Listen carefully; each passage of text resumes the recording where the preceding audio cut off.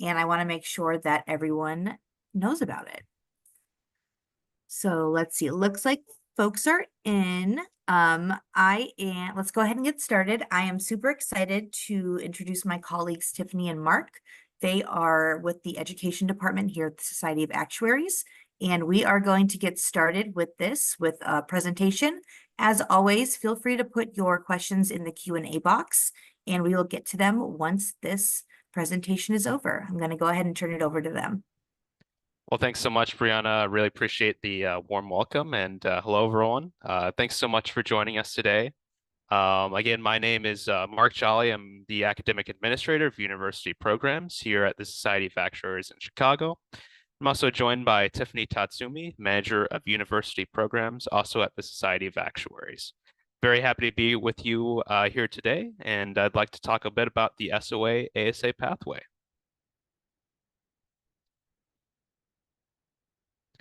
So here's our Associate of the Society of Actuaries, or ASA pathway. An ASA has demonstrated knowledge of the fundamental concepts and techniques for modeling and managing risk.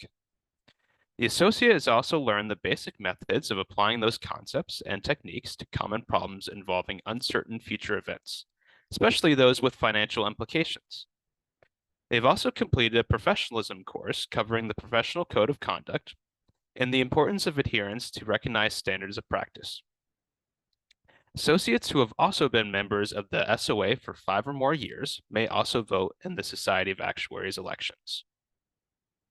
You can see here there are 4 types of components on the pathway, and each corresponding to a different color. Blue indicates exams, and there are currently 7 preliminary exams, 6 of which a candidate must pass in order to qualify for the ASA designation. Green indicates validation by educational experience, or VEE, and these are components that candidates may complete at university, provided there are courses that are approved for these topics. Otherwise, they can be completed outside of a university setting. Yellow indicates e-learning, and these are more qualitative components that involve critical thinking and use of soft skills. And finally, red indicates a seminar. All candidates must successfully participate in the Associateship Professionalism course to earn their ASA. This is typically the last or one of the last components that a candidate completes on their path to ASA. And candidates typically work through the learning stage columns from left to right. Adjacent components, from column to column, indicate knowledge growth from introductory to advanced skills. For example, in the second column, Actuarial 1, you'll see the VEE topic, Mathematical Statistics. You'll notice that from column 1, Foundations, the probability exam, and the economics VEE flow into mathematical statistics in column 2. While not formally required, it would be recommended to have completed probability and economics before moving on to mathematical statistics, as mathematical statistics knowledge builds on top of probability and economics. You might also recall that the SOA pathway used to require candidates to study both short-term and long-term actuarial mathematics. One way that the pathway has evolved over the years has been to group together the foundational skills that support both short-term and long-term topics under one exam, Fundamentals of Actuarial Mathematics. Candidates will then choose to continue their studies in either short-term or long-term actuarial mathematics. A candidate's choice may be affected by their employer or anticipated future career path. That's why you'll see in column 3, Actuarial 2, the choice between advanced long-term actuarial mathematics or advanced short-term actuarial mathematics. Another major difference from pathways of years past is the inclusion of e-learning earlier on in the pathway in columns 1 and 2. This introduces valuable training and soft skills as opposed to just exam taking, which I'll delve a bit more into detail on the next slide.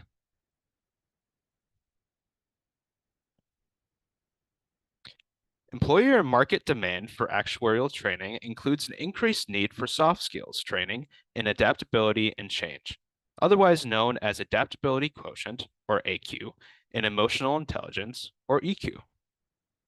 2 learning modules were introduced which emphasize AQ and EQ topics, and those are the 2 I pointed out in the first 2 columns of the ASA pathway. EQ and AQ topics are also included in the microcredentials, and the AQ-EQ components allows candidates the ability to demonstrate and build upon those skills for their CVs and jobs.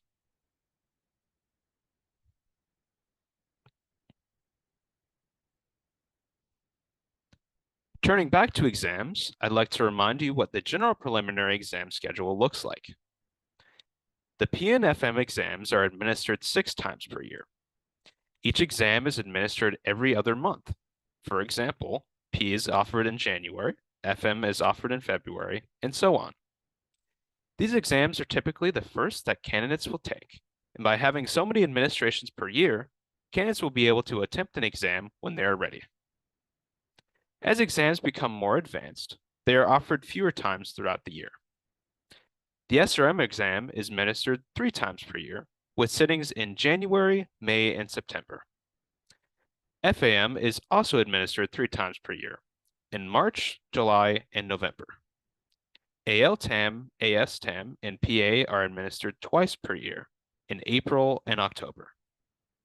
Exam registration windows are typically open for 6 weeks. However, P and FM are currently offered as continuous registrations given how often they are administered.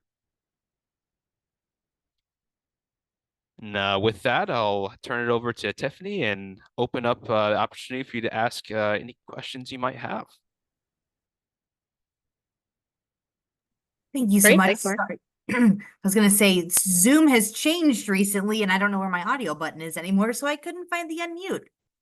Mark, that was great. Thank you so much. And like Mark said, we are accepting questions now in the Q&A box. We do have a few in here. So this first question is referring to students who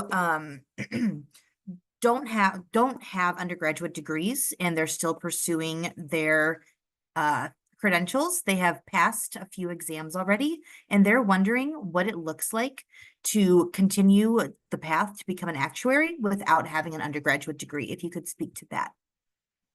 Sure. Yeah. Thank you so much. And for inviting me for the Q&A portion of this. So what's great about the actuarial profession is that you don't need to necessarily have a degree in actuarial science to practice actuarial science to become an actuary. So it's great to hear that you have a couple of exams under your belt. Mark mentioned that VEE, while you can achieve that at university, if you haven't achieved that VEE yet, there are alternate options. You can certainly search for those on our VEE directory. And really, I think, leverage the resources that are available to you. We have resources like the SOA Explorer map, where you can find actuaries in your area, connect with them, networking opportunities through the affiliate membership, and others through the Society of Actuaries. I would definitely suggest to kind of, see what opportunities there are, maybe seek an internship if that's possible as well, and just get in touch with anybody you can in the area. Thank you so much, Tiffany. And I am putting links in the chat as you say them. So let me read the next question. And, oops, I hit the wrong button, and I will continue doing that. So this question is, I see the exam Predictive Analytics is one of the few exams that do not have an extra fee for undergraduate students. Therefore, should I take exam PA as an undergraduate student, or should I wait since it falls under the Actuarial 2 column?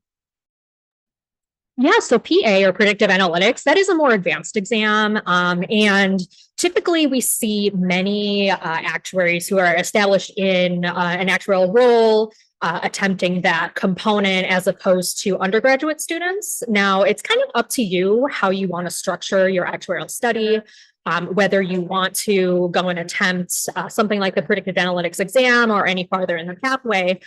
Just to give you a little bit of an idea of what we're seeing from universities or from students at universities, we're seeing them passing a few exams, 1, 2, maybe 3, achieving an internship prior to graduation if possible. So, if you're feeling pressure to pass as many exams as possible before graduation, I think you can kind of be a little bit easier on yourself there. There's also at your employer, your future employer, you may also be able to enjoy benefits like study time, and exam reimbursement as well. So maybe look at your finances too. You can, if you're applying for jobs or if you're in an actuarial role, you can certainly see what sort of benefits there are in that regard. And that can maybe help you decide how you want to structure your progress on the pathway. Thank you so much. All right, I see a few questions about VEE in here. So the first one is how to get the VEE credentials, and then if there are exams for the VEE as well. Yeah, so I think your first stop on the VEE, I guess, discovery route, I think you should definitely check the VEE directory to see if, for example, if you're at university already, there may be some courses that will already be approved at your university. Mark mentioned that there are 3 VEE topics. And, there are universities that are around that maybe even don't necessarily have an actuarial science program, but they do have courses in statistics or economics that may already be approved. So I would say your first stop is the VEE directory to take a look at what's already approved. Also, if your university is on the list, but maybe there aren't courses approved, you can always go through the process. It's free to have your courses looked at your university to see if they do qualify. And that goes for any courses that you may have completed in the past. As long as you can grab a syllabus, there may be some other information that our VEE coordinator would ask from you as well. But we can really date back to, as long as you have the syllabus material with you, we can sort of date back to when you may have taken a course that could have qualified and take a look to see about approving those.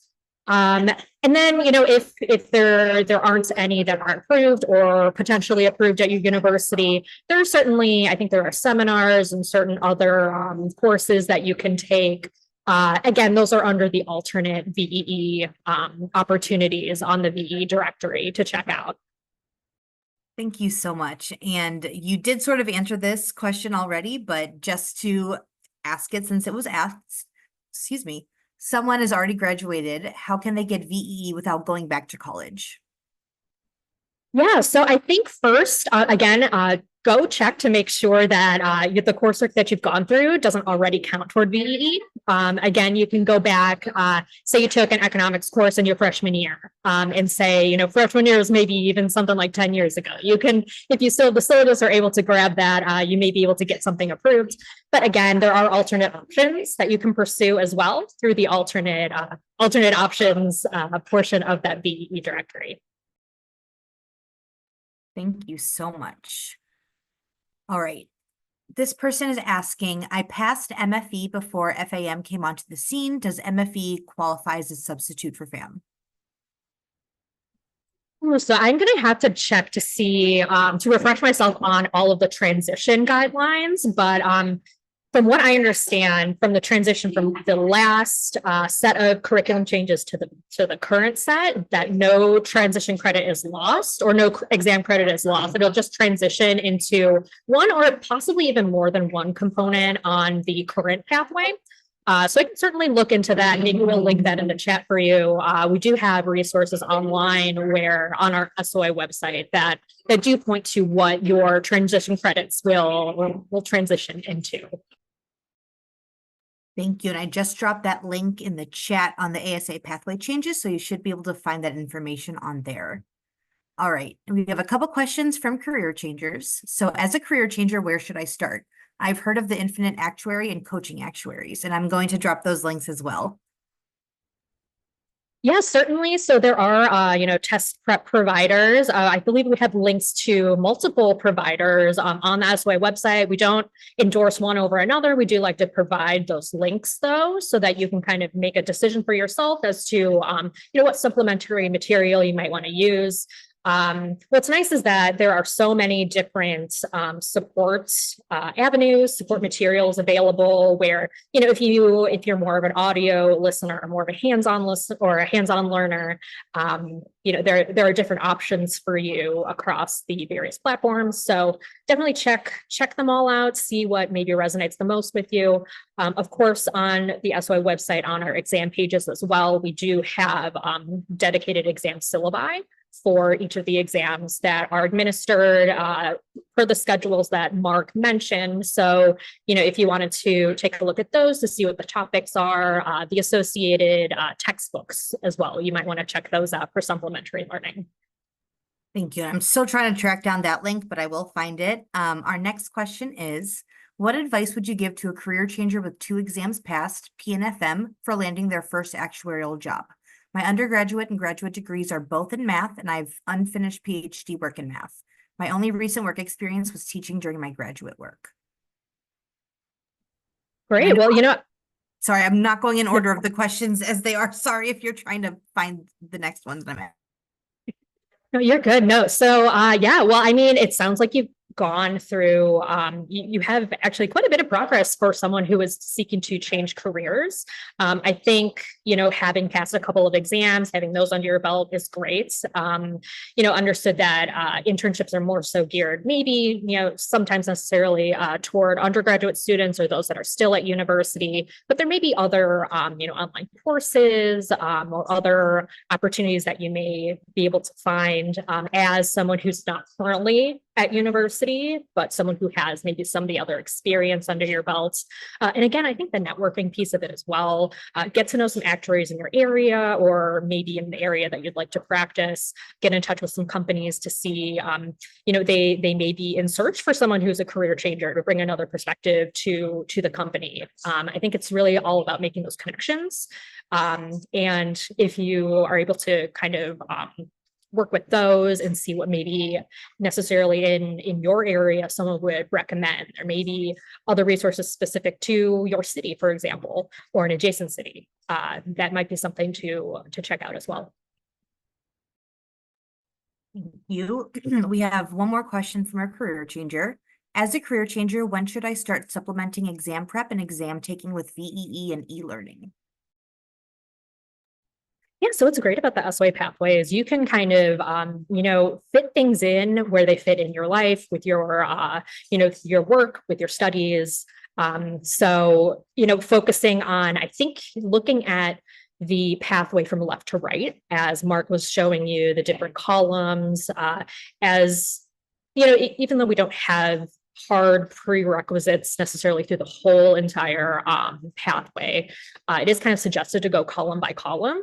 So you'll notice that there's a mix of exams, e-learning, and VEE across those columns. And so, I think that's a pretty good guide.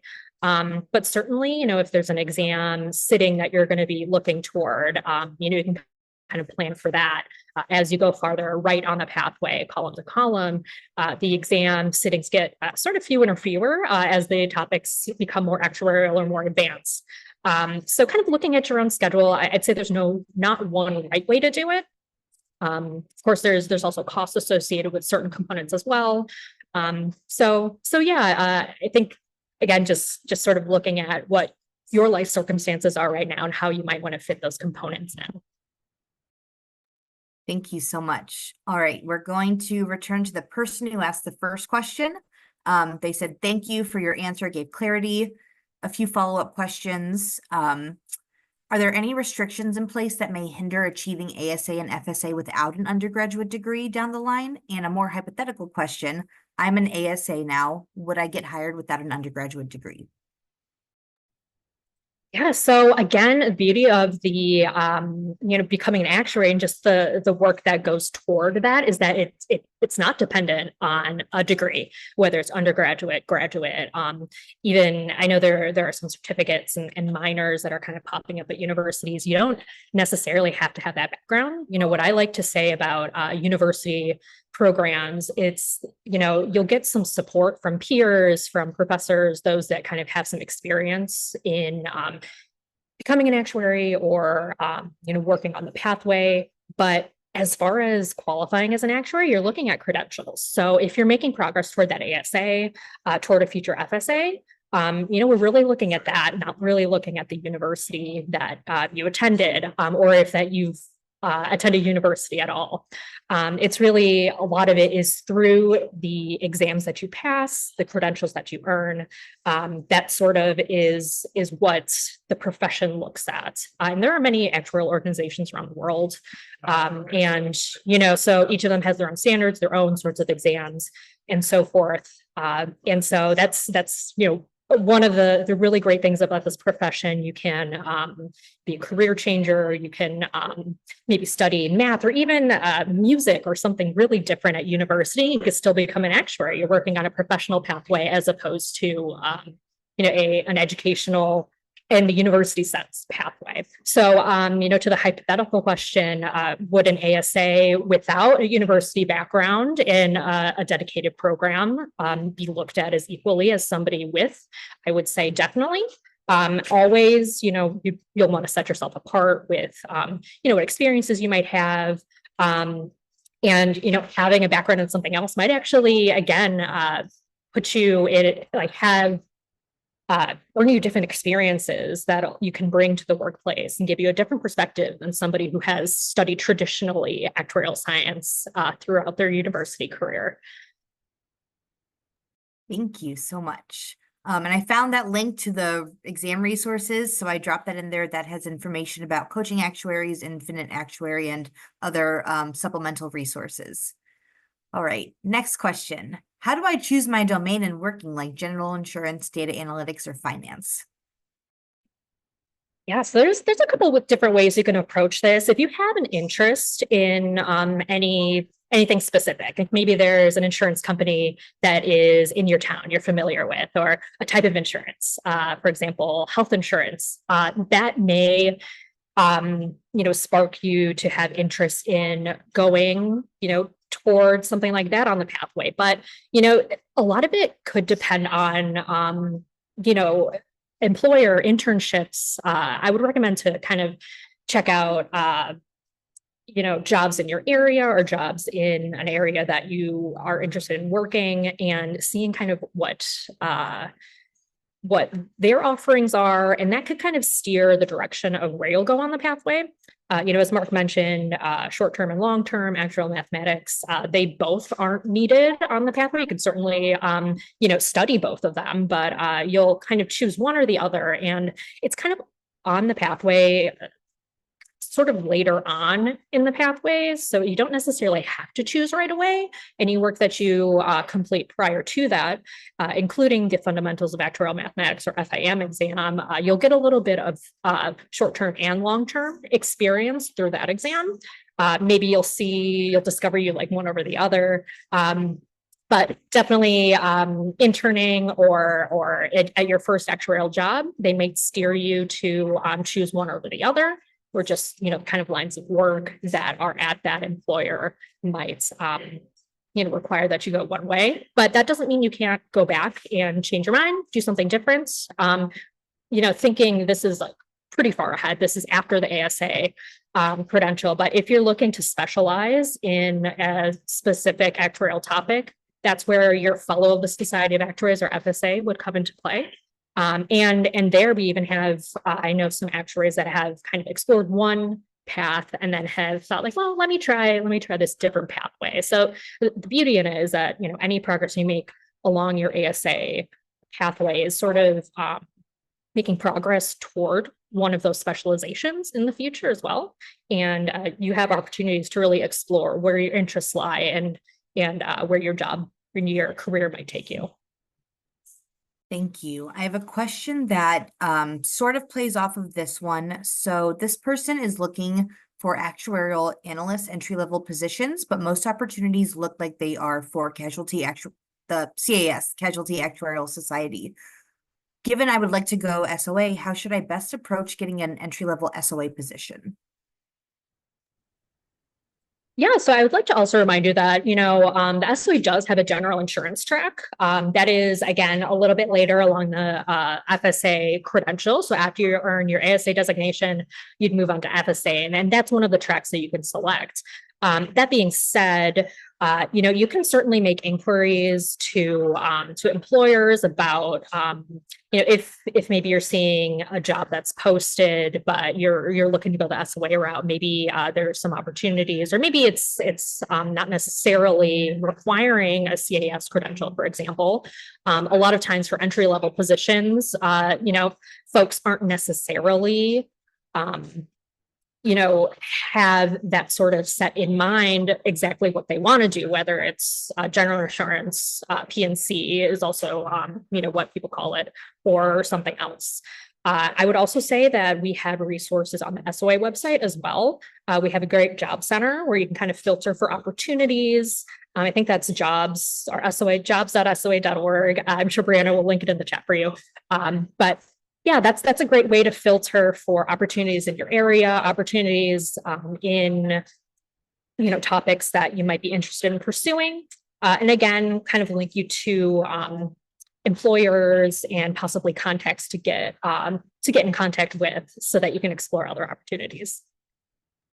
Thank you so much. So we have a few questions about studying and balancing studying. So could you give advice for folks who are both currently in getting their bachelor's degrees studying for exams, and then for full-time professionals who are not currently working in the actuarial field, negotiating for some of that study time? Yeah, so thinking about students first, I mean, you're going to be, busy studying for your courses.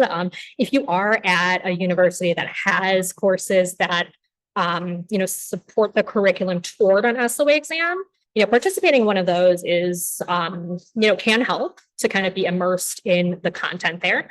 But that said, that doesn't necessarily mean that just taking a course will prepare you for the exam. We always recommend that you study on top of that. I'm not sure if this is an out of date sort of rule of thumb, but I always have in mind about 100 hours of study per 1 hour of exam time.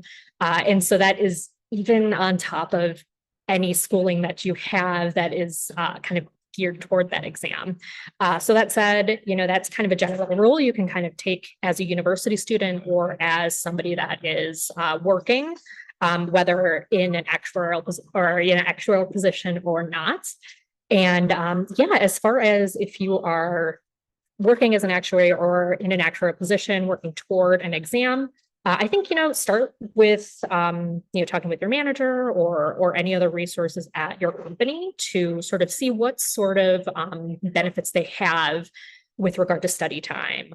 And they should be able to kind of talk you through that. They're usually companies that do have these sort of policies generally have pretty, laid out policies that, employee can take advantage of. And I think it would really start with kind of opening up a discussion with your employer and going from there.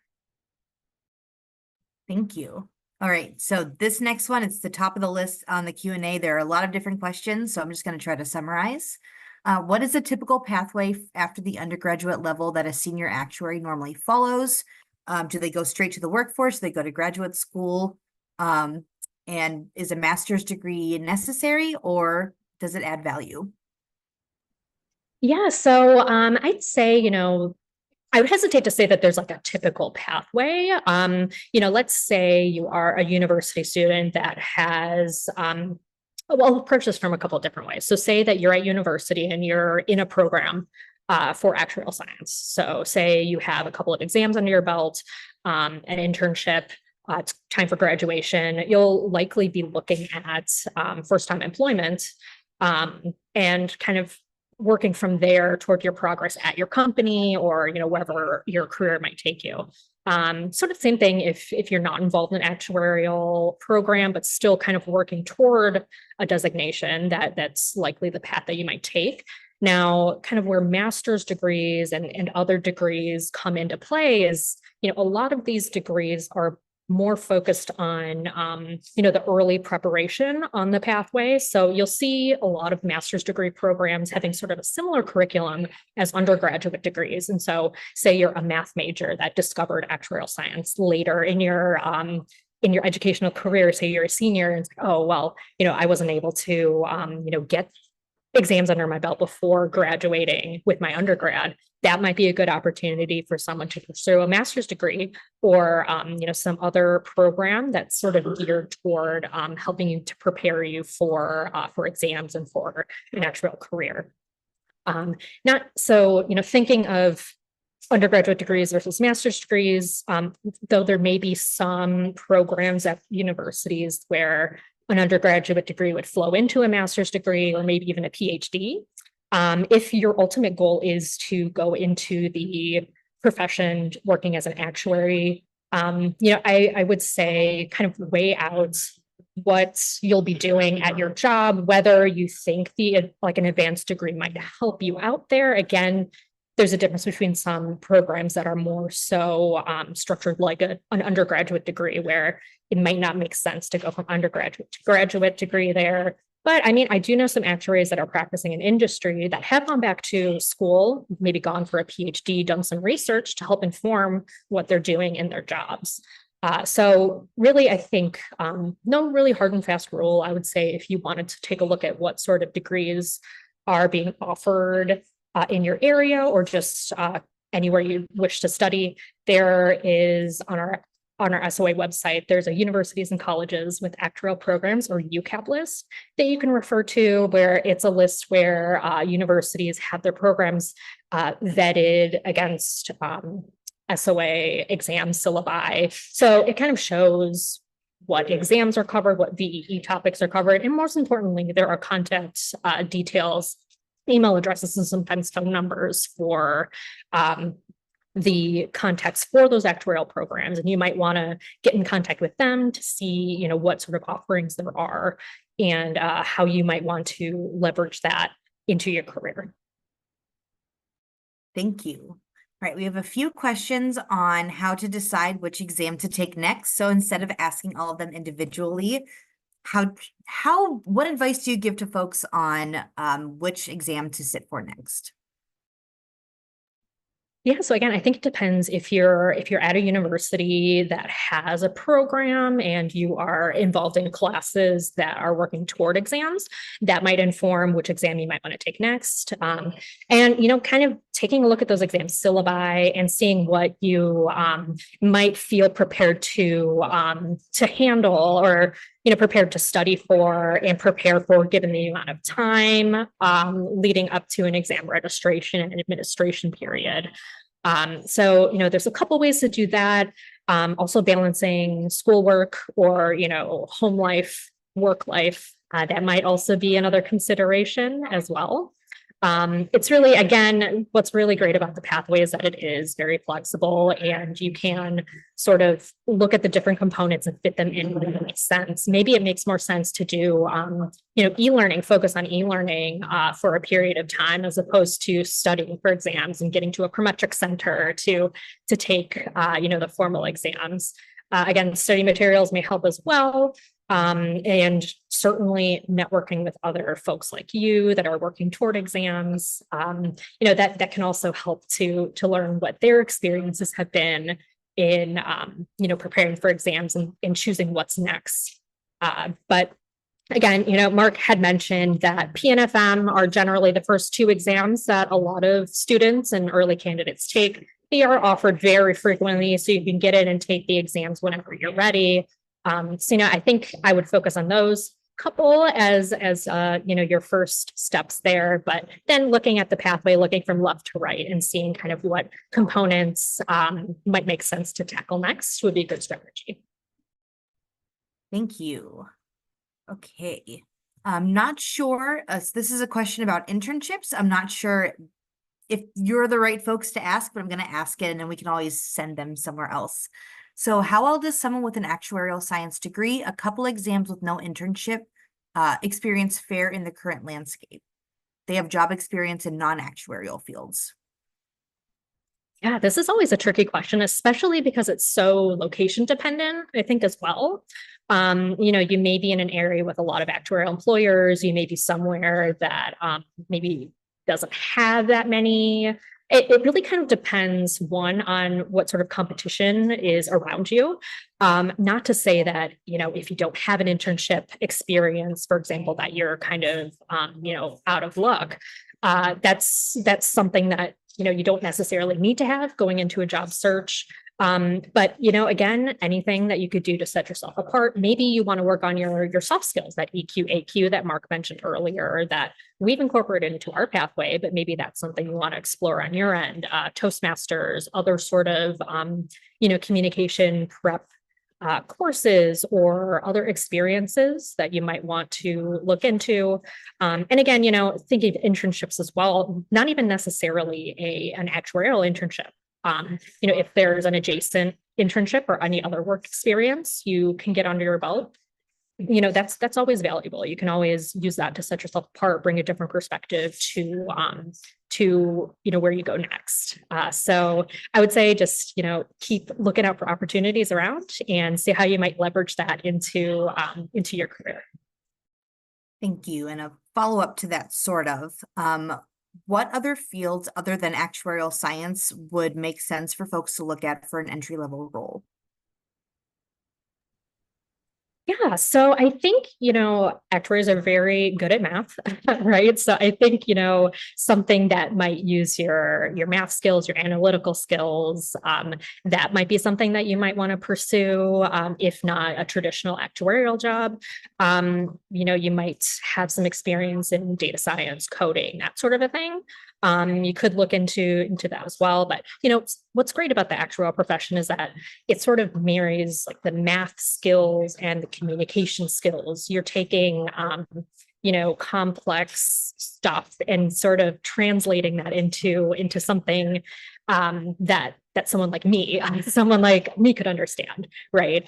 Or sort of taking those complex like maybe data or just more of that math stuff and translating it into more layman's terms, I suppose. So, yeah, I think there are really a lot of different ways that you might want to, sort of if you're not looking for a traditional actuarial role right now, but you might want to in the future. There are certainly other positions that you could look at that could kind of leverage the skills that you would need as an actuary and can sort of leverage that into an actuarial career. Thank you. All right, folks, just so to keep us on topic, we have 14 open questions still. I'm going to focus on ones that are about the pathway specifically. So if I don't answer your question, I will put my email in the chat and you can reach out to me and I can send it off to whomever it most applies to. So next question, if APC Course 460 is finished along with other requirements, when should someone expect to receive their ASA credential?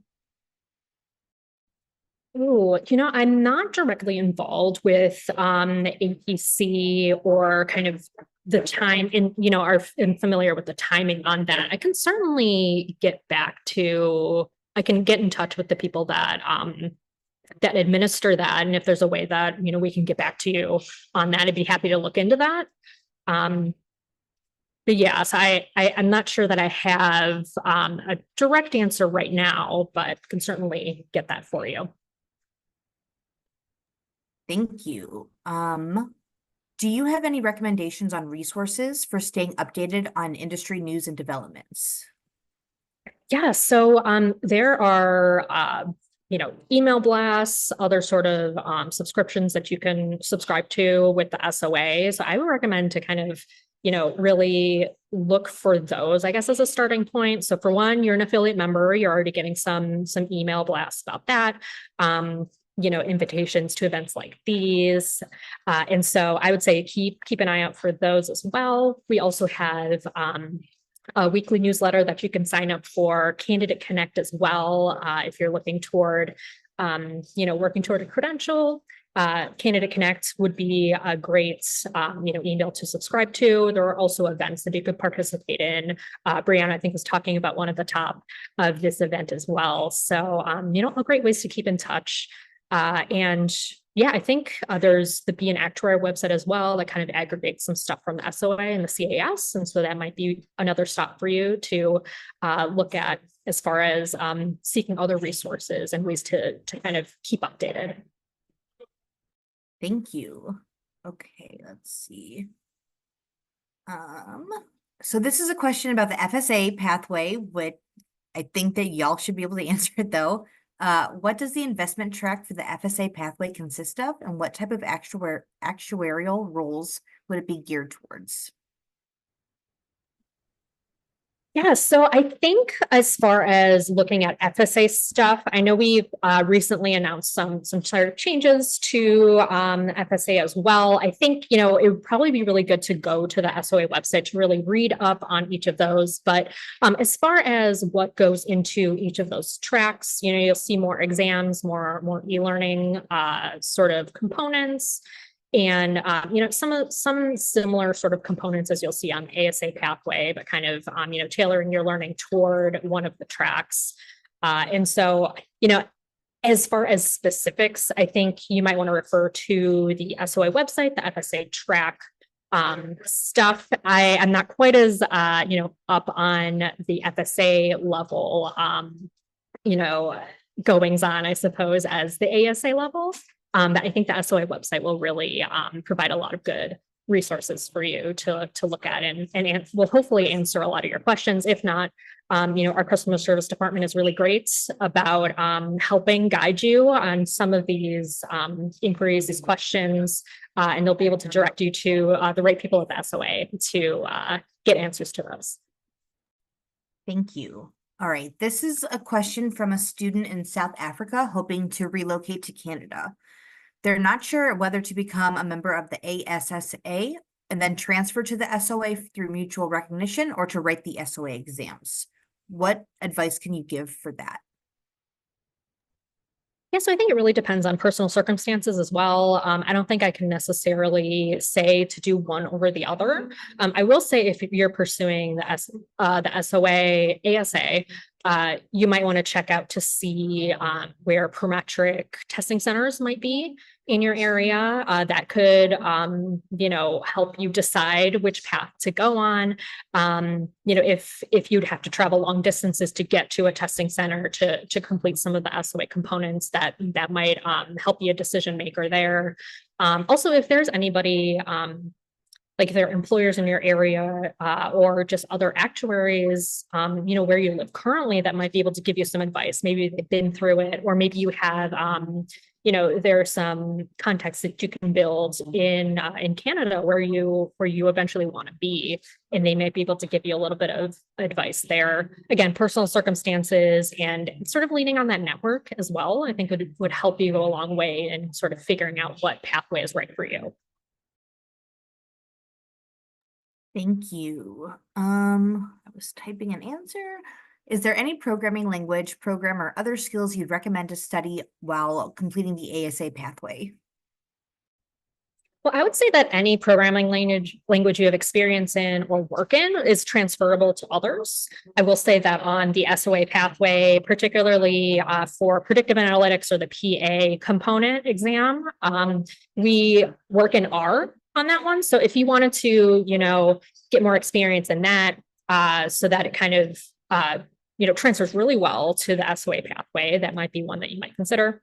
Again, any experience you get in any of those languages will help in transferring skills to another one. Like, for example, there might be you might be applying for a company or working for a company that specifically uses a particular programming language, but maybe you don't have the skills necessarily in that specific language. The employer is not necessarily going to pass over you for somebody else. Having, again, the experience in any sort of language will help to transfer those skills to the one that's specific to your employer. And the employer will also give you some tools to help you to, become trained on that specific one as well. Thank you. Okay, our next question is, I understand that probability and financial mathematics exams from the Society of Actuaries can be used as a replacement for certain CAS exams. Are there plans for other SOA exams to be accepted as replacements for additional CAS exams? Yeah, so that's true. So the PNFM exam can be used on both pathways. I don't think that there were any immediate plans. At least there's nothing that I can, I guess, report being sort of common among the two. But what's great about having those two exams sort of being common among the two societies is those are the first couple that you'll want to focus on.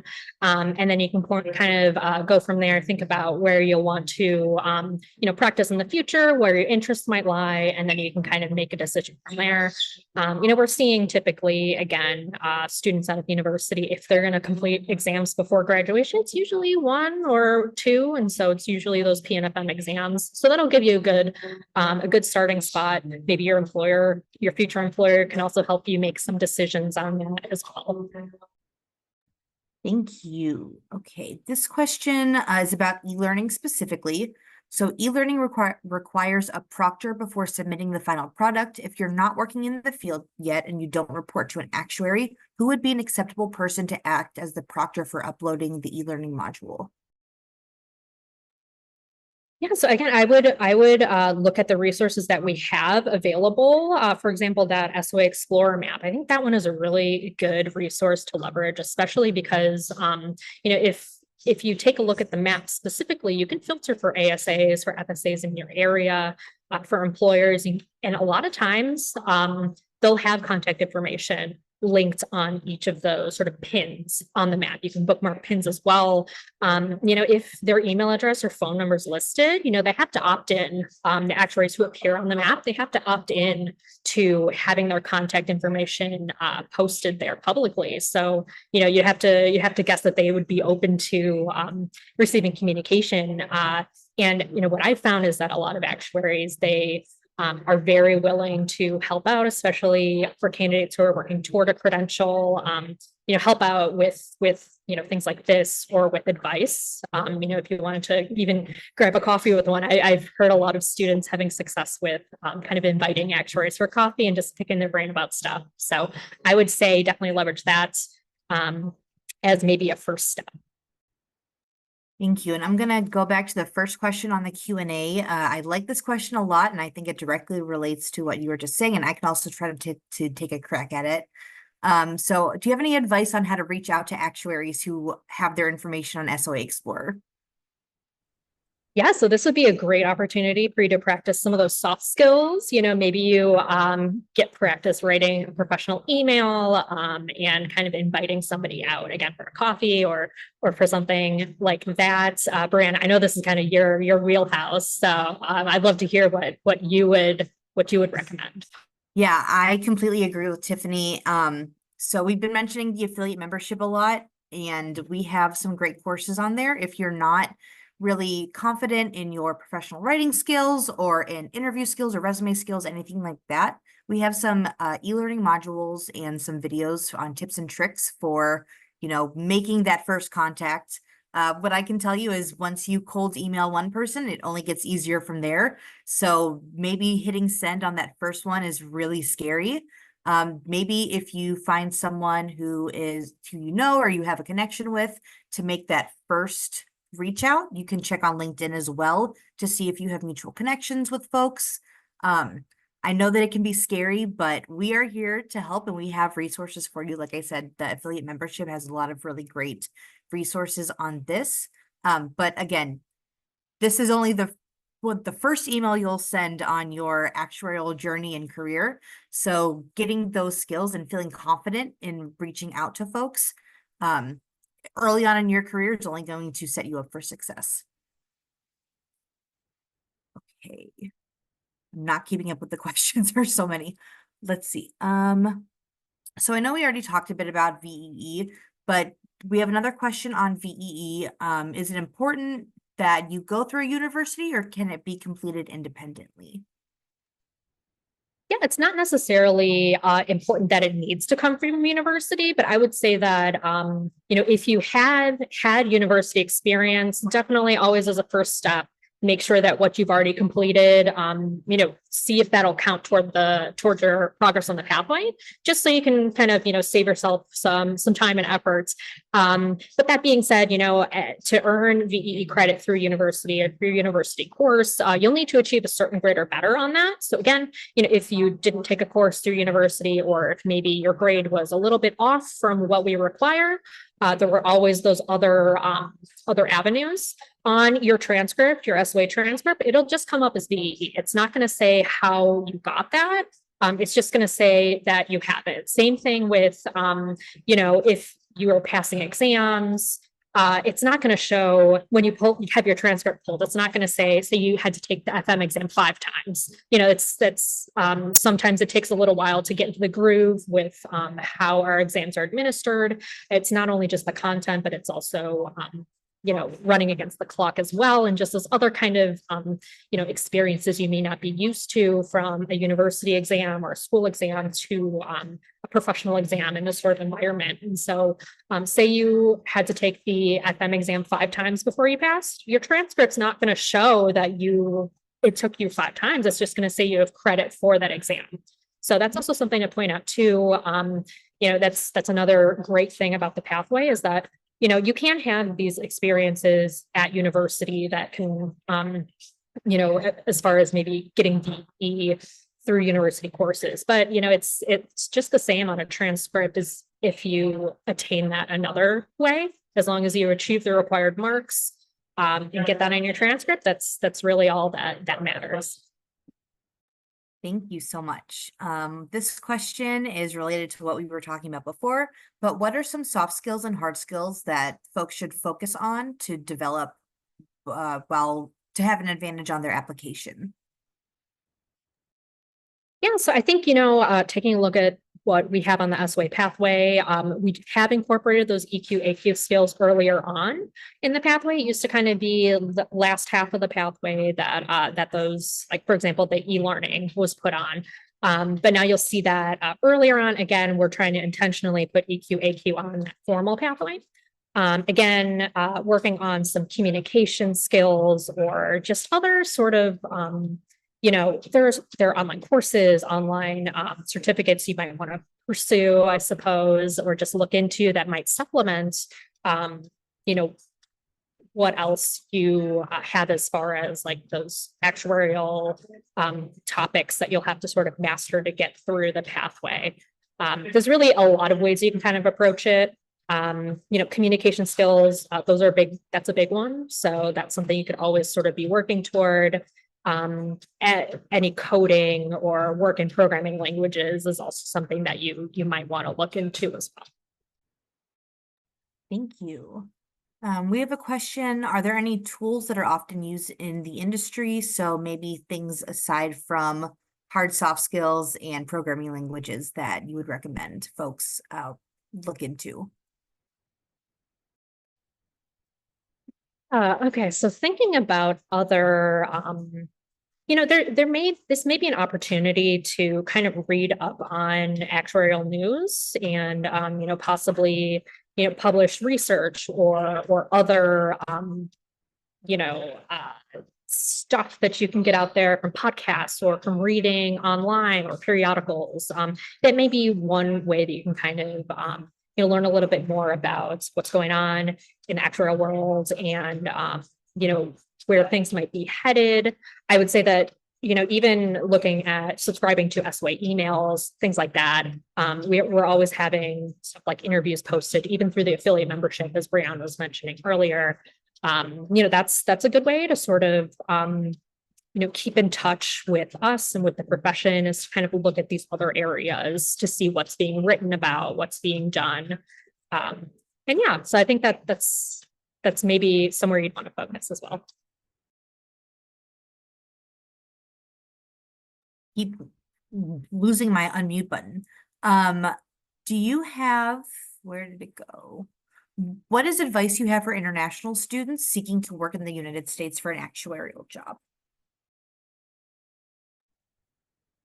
Yeah, so I mean, again, I would point to, for one of the resources being, again, that SOA Explorer map, just to kind of see, you know, what employers there are in certain areas of the US that you might be interested in.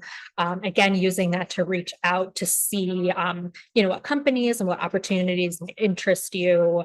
I know that there may be some difficulties that someone international, you know, whether it's to the US or someone from the US to another country, for example, that they might face with regard to visas and things like that. And so that might be something you'd want to lean on your network to sort of get advice on there as well. There may be certain programs at certain employers that kind of help to facilitate processes like that. But yeah, I mean, definitely just checking out what's out there. Maybe you have contacts yourself that have already gone through that experience to get advice there. Just a couple places that I would start. Thank you. All right, we are nearing the end of our time. I know we've gotten through a bunch of questions so far. But for the last few minutes, Mark and Tiffany, is there anything that you were expecting to be asked that wasn't asked? And any other advice for folks as they take on the exam pathway?